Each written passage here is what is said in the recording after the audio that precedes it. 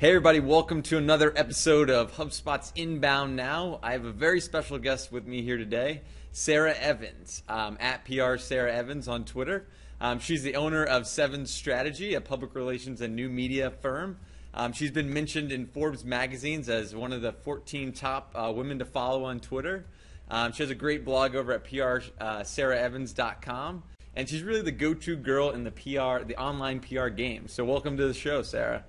Thanks so much for having me. It's exciting, and I'm glad we could make this work. Yeah, totally. We had some technical difficulties the other day, but it looks like everything's got itself worked out. Awesome. They were on my end, not your end. Right. We got everything. Everything's in ship shape over here at HubSpot. So, all right. So I wanted to get you on the show today to talk, a little bit about, how social media is changing, how PR is done online.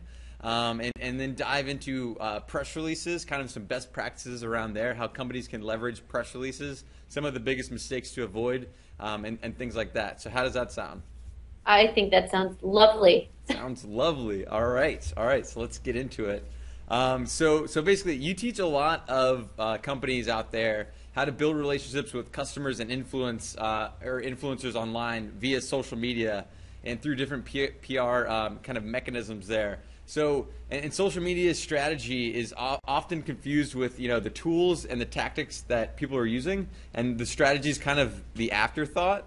So, what could you tell the companies out there that are trying to, pull together a cohesive social media strategy right now?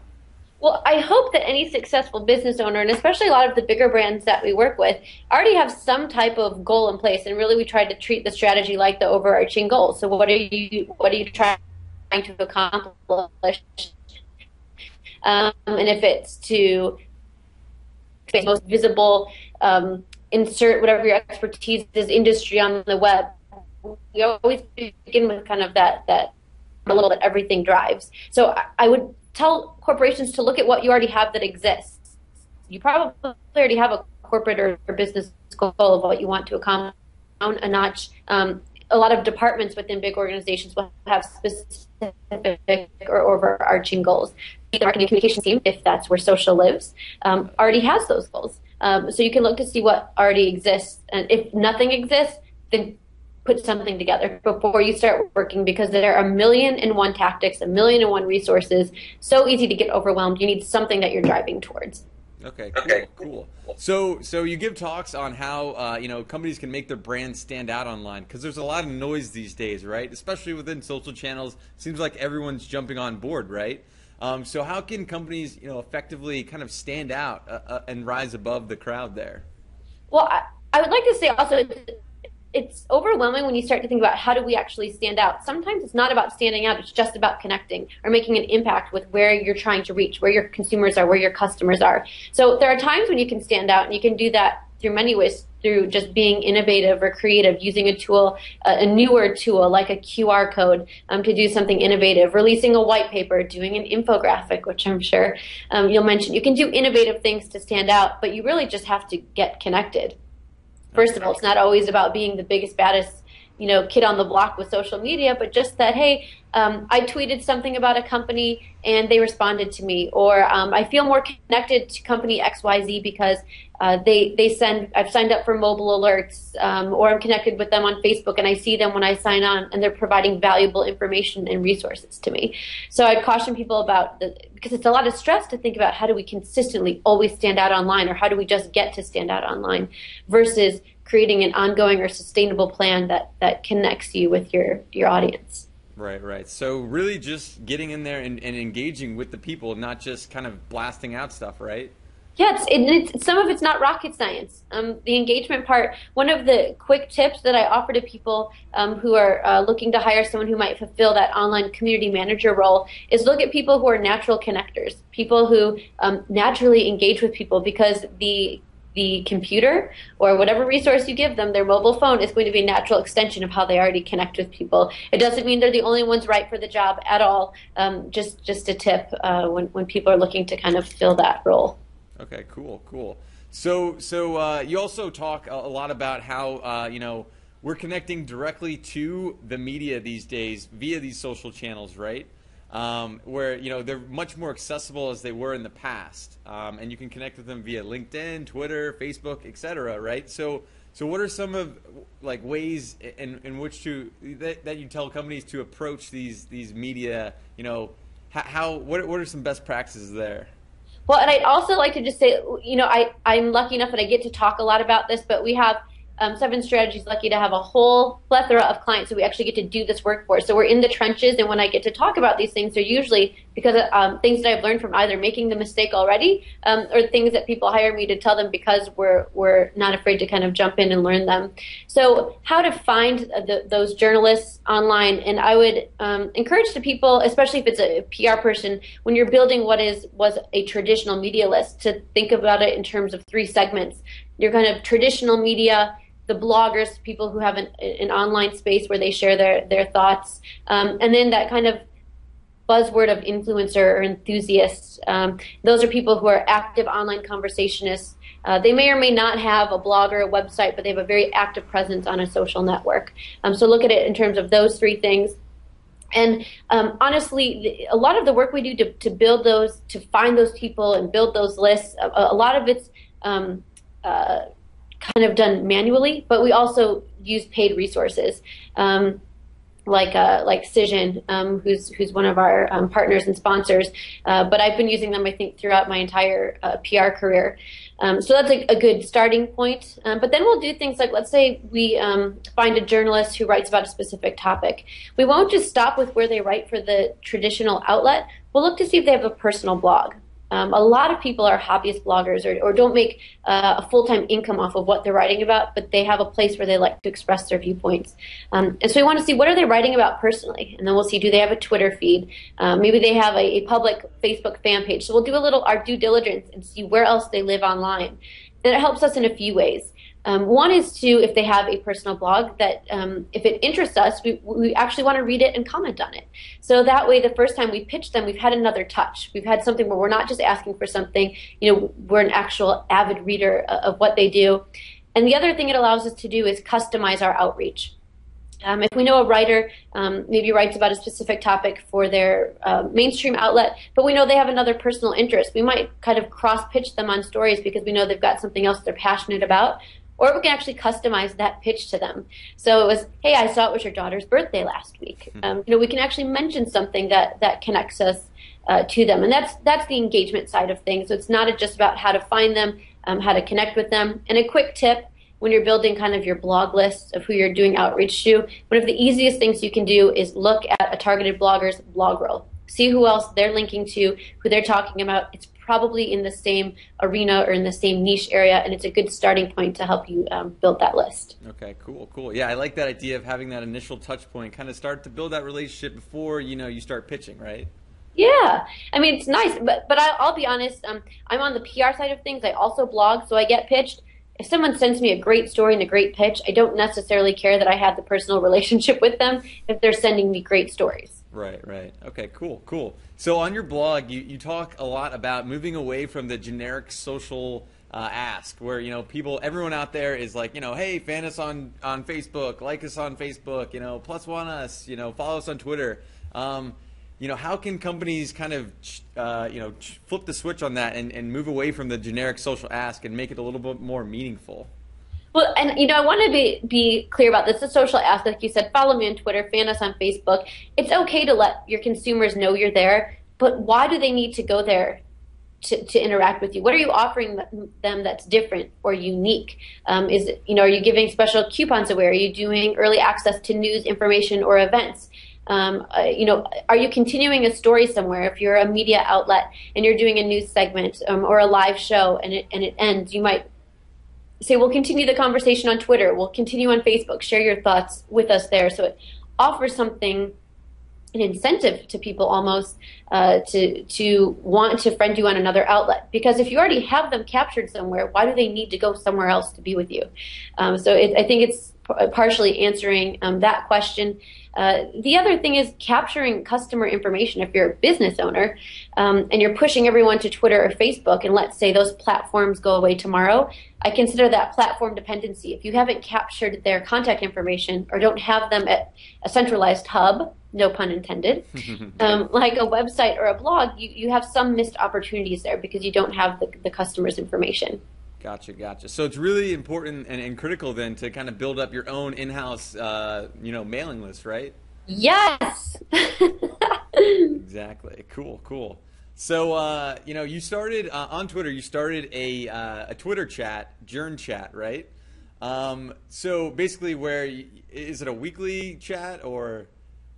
It is a weekly chat for, it's primarily talking about the changing media landscape. And by media, I'm actually talking about news media. Okay. Primarily for journalists, we're asking questions about how journalists are using these new tools, the experiences that they're having. We talk about popular news topics, but it's a place where PR people can also jump in and offer news and insight, because a lot of us, we're all using a lot of the same tools. And we actually have advice that we can share with one another. And it's a neutral ground. So it's not a place where PR people are pitching journalists, but we can share information and get to know one another. And it's every Monday night from 8 to 9 p.m. Eastern. And we're getting ready to celebrate our 3rd birthday in November. It's been exciting. Nice. So I like your thought process behind that, setting that up.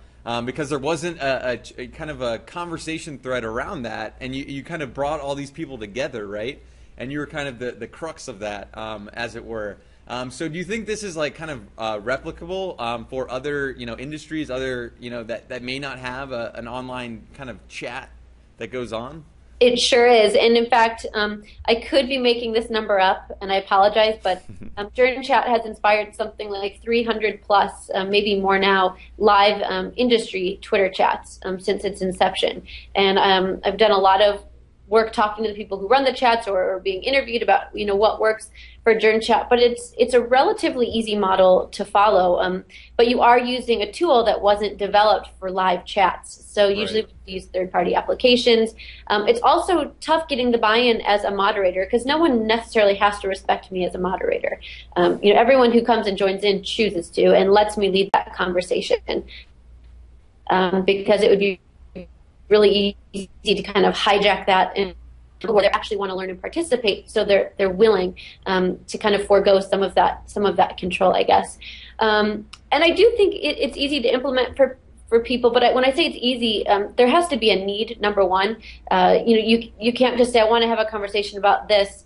I did research before I started it to make sure other people were asking similar questions, or that there was kind of crowdsourced to see if there was a need for it. And then figuring out some of the logistics, like how often should it happen, when should it happen, just to make sure that you can get the maximum number of people involved.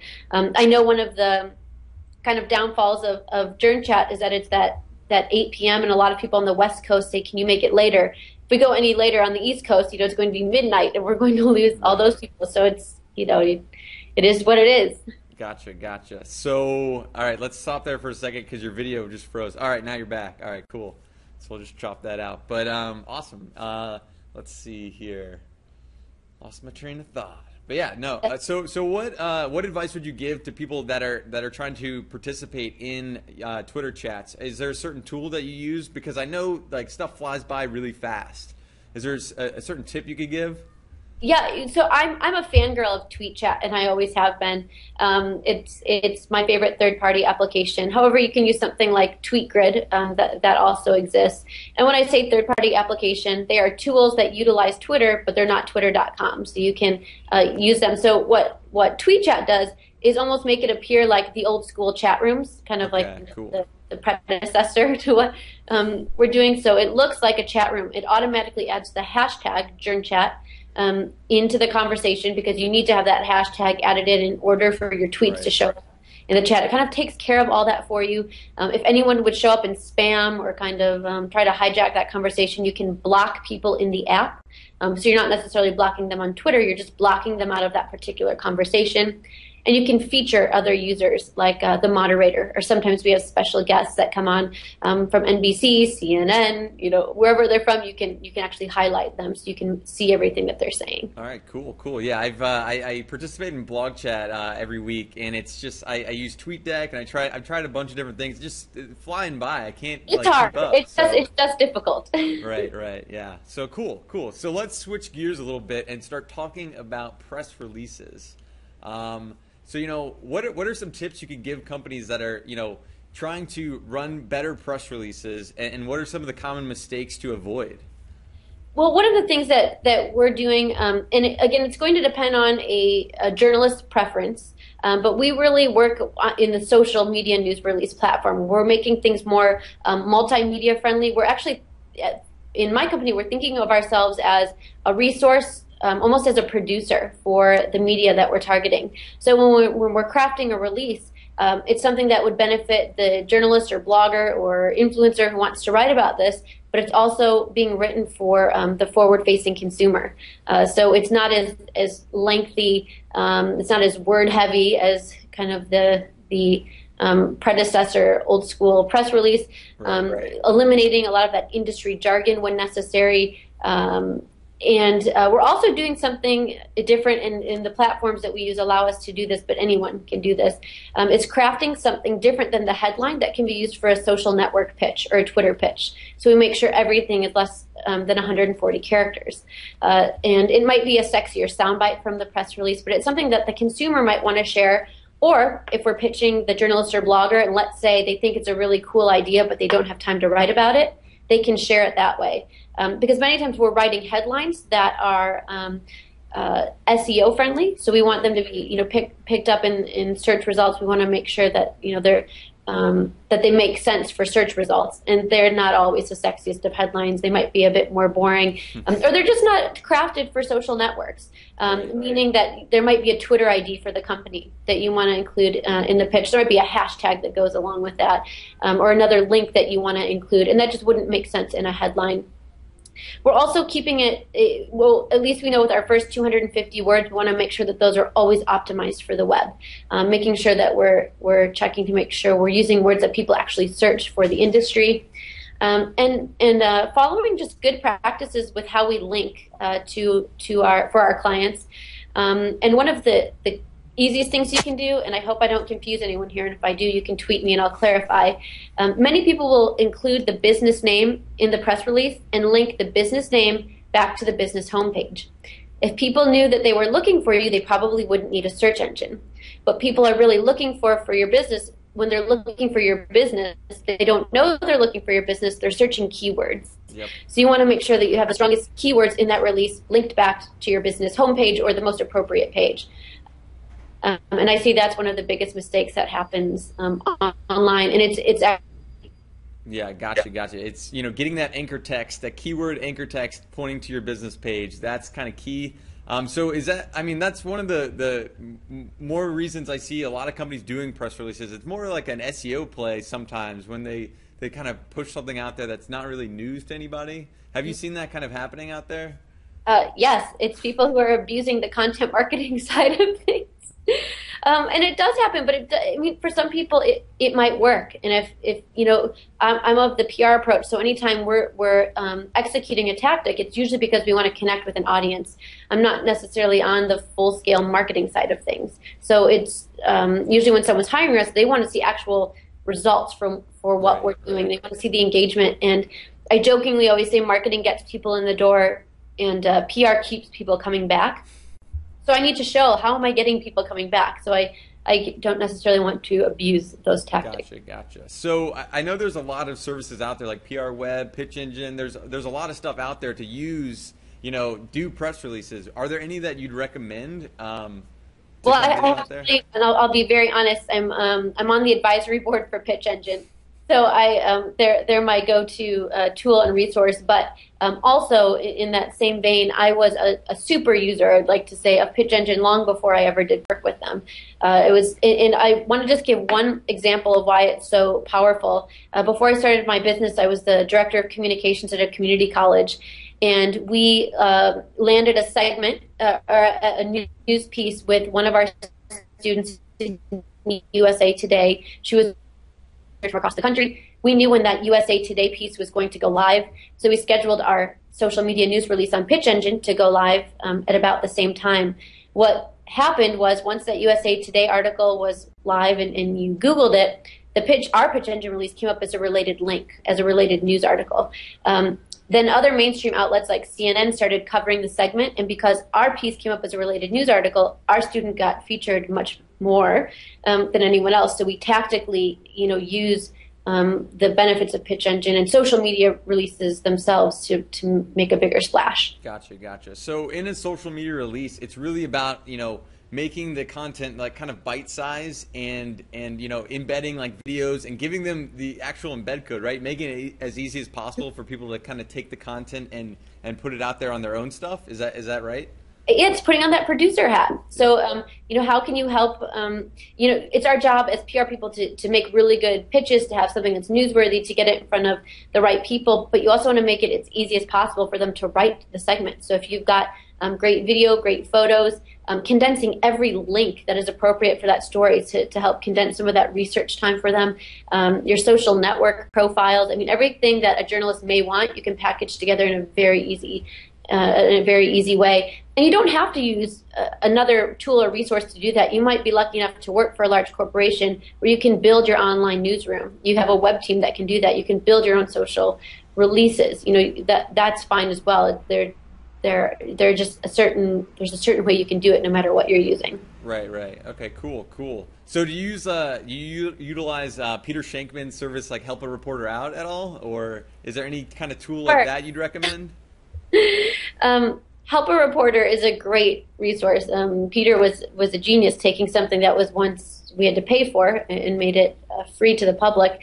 You can get quick hits from something like Help a Reporter. In fact, they have a Twitter feed that is at Help a Reporter. I keep it on mobile alerts. So that way when urgent stories come through, because they only tweet out urgent queries from journalists, I can be among the first to respond if I find a hit. And I find that if you wait too long to respond to those queries, the journalists get inundated with responses. So it's nice to get them kind of first. Okay, cool. So on your blog, you wrote a post, the 4 ways to maximize your online content using PR, right? And you talk about like kind of building in a promotional workflow into like after you create the blog post. So can you talk a little bit more about that? Yes. In fact, I think this stemmed from a HubSpot article, which is ironic. I think it was a stat actually that came out. It takes on average 5 different tactics to drive people to your website or blog. So you write that blog post, you want to get people there to see it. So that's one portion of your promotional work plan. So how do I get people there? How do I repurpose this content if it's not only timely, but it's relevant information that makes sense maybe 3 months, 5 months, a year out? What are all the other ways you can kind of link back to it or pitch it when necessary? Also in our workflow is what do we do if that blog post gets picked up elsewhere? Do we tweet the person who wrote it? Do we feature it on our website? There's a whole host of tactics that we'll look at or consider. So we have one portion of it to drive people, and then what do we do if it gets picked up elsewhere? And then how can we repurpose that content for the long haul? Because, bloggers, we're producing a lot of content really quickly usually. And you want to make sure that you can make it worthwhile longer than just the day you posted it. Right. Okay, cool. So kind of like producing that evergreen content and making it easy for people to, okay. Cool. Yeah. Cool. So what are some of your favorite PR resources out there? What do you keep tabs on, what can you share with our audience? It's not necessarily PR resources for me. It's probably different either actual resources like a Mashable or like following Peter Shankman, Brian Solis, Deirdre Breckenridge. They're actual people that I'll follow what they say. But really what I do is look to keep building our kind of our online arsenal list. What are all of the tactics that we have available? So it might be looking at what's the newest innovation with QR codes, and then start to think creatively as a team. What are all the ways that we could use that if we had the right client? And if we don't have someone that can use it yet, let's test it out ourselves and see what can happen, and then let's talk about our experience. So we'll produce thought leadership pieces on it, or tell people at a very tactical level how you can use or apply that information. So I don't have a quick hit list of resources that we use. A lot of what we do is kind of I guess more organic. Right. So it's kind of customized to fit the client's needs, right? I mean, yeah. Gotcha. Cool. So yeah, where can people find you online?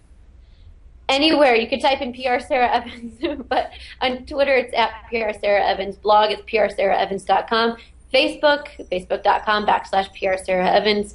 And if you go to one of those three places, you can pretty much find any other outlet that I have available. And I'd love to tell you that our team puts together a resource for PR folks called Comments with a Z that comes out every Monday through Friday around 9 o'clock a.m. Central. You can sign up for it on our blog, and it's just a short, condensed aggregation, essentially, of our 5 favorite stories about PR and social media from the day prior. Okay, cool. And that's your newsletter, right? Yes. Cool. Awesome. Well, yeah, thanks for coming on the show, Sarah. I think you shared a lot of valuable PR insights with the audience here. So. Well, thank you for having me. I really appreciate it. Yeah, no problem. Want to get you back someday in the future. And yeah, thanks for coming on. All right. I'll have a +1 with me. Yeah, there you go.